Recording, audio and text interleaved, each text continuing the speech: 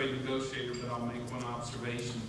Within the context of negotiation services, can raise everyone's votes. China and India rank as the world's 7th and 9th largest service exporters, respectively. They have offensive interests in new services, market access. I believe this is a piece of negotiation, is a potential game changer for the entire round, and I think key, again, to selling here in the U.S.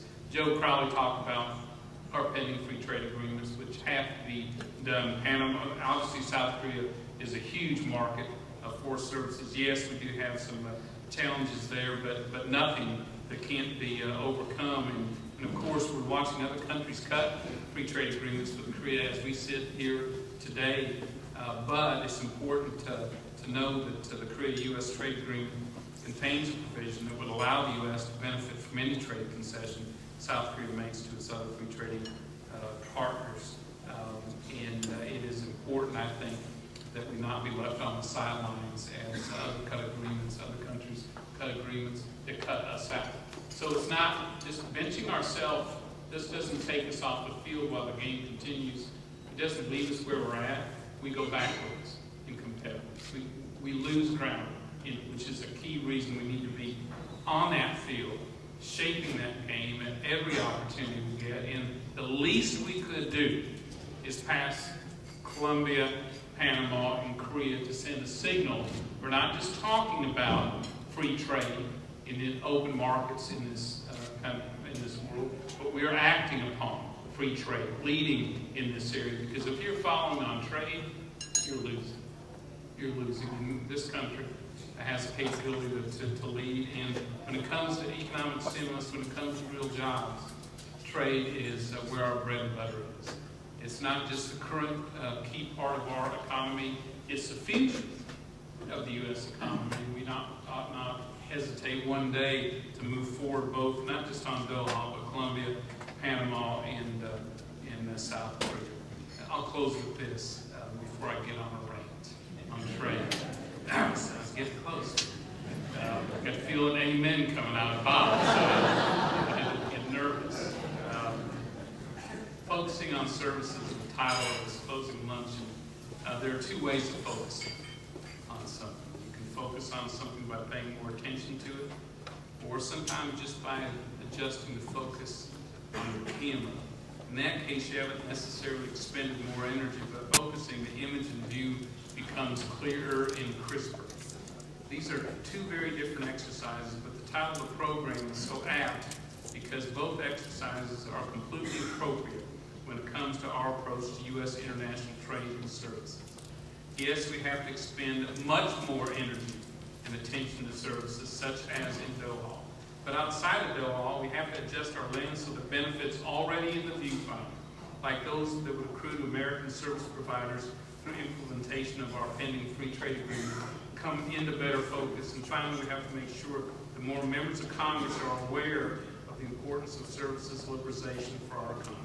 Thank you for having me here today, and allow Bill, if you'd like me to stop and take questions, certainly can do that. Don't want to take too much time. Thank you.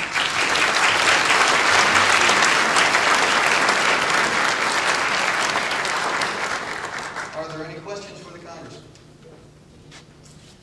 And I just want easy questions too, by the way, so if you're thinking of hammering me, do another one. You may have answered every question they have. And we've stunned them into submission. There's a familiar face. Fools rush in where angels fear to tread.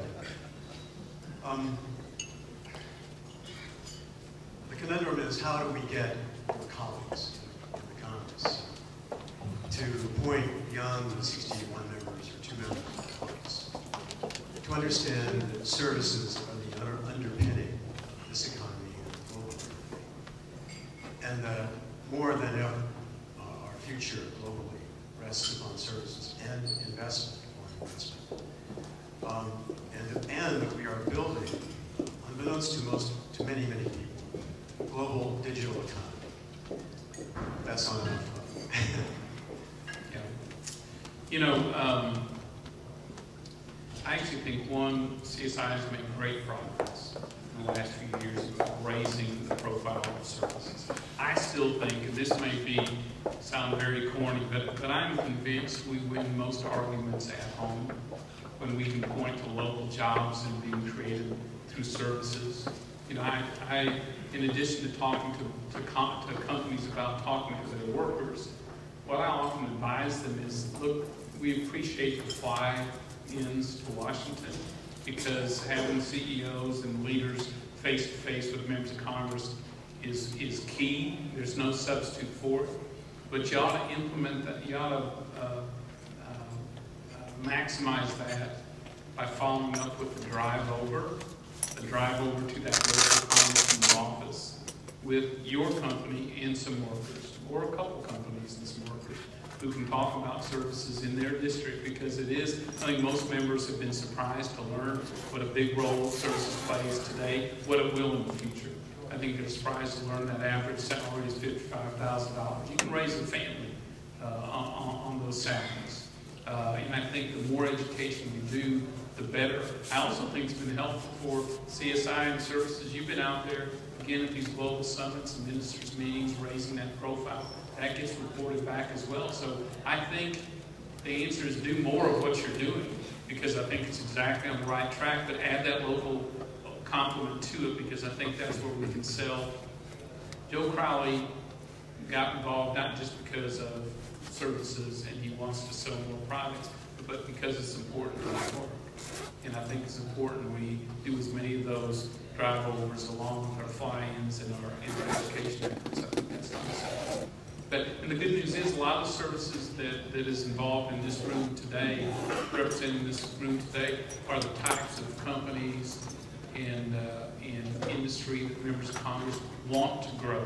I don't think you have a big sales job there. I think the fundamentals are already laid. Help them show them how to do it, especially identifying those services and markets where we fit up very nicely with it, you know, which are great opportunities for us. I think all that helps. So you're doing, Bob, this group is doing, has exactly the right strategy. Jill and I just want to help you turn that volume up. Yes, sir. Thank you very much. My name is Daniel Crosby. I'm a trade lawyer based in Geneva. And we've heard a lot at this conference whenever the Indians speak, for example. They say, well, we hear the message about opening markets, but our interests aren't all the same in services. And the Indians are saying their interest is in sending their people to come work in the United States and to other countries. Is there a way that you see in Congress that we can maybe not open our markets, but make some kind of a commitment to maintain the flow of workers in a way that satisfies them to break that particular logjam in the negotiations?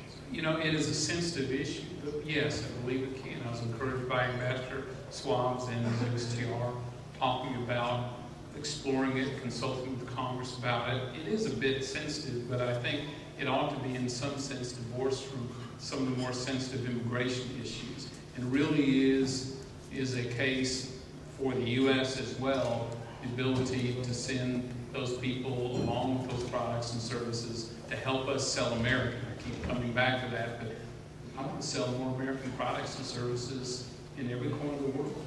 And again, while sensitive, yeah, I think there is a way to address that issue. I think it needs to be wrapped into an agreement that creates new opportunities. Obviously, it's something that can be sold here. But yeah. Any more questions? Thank you again. This is a great summit. Thanks for having me.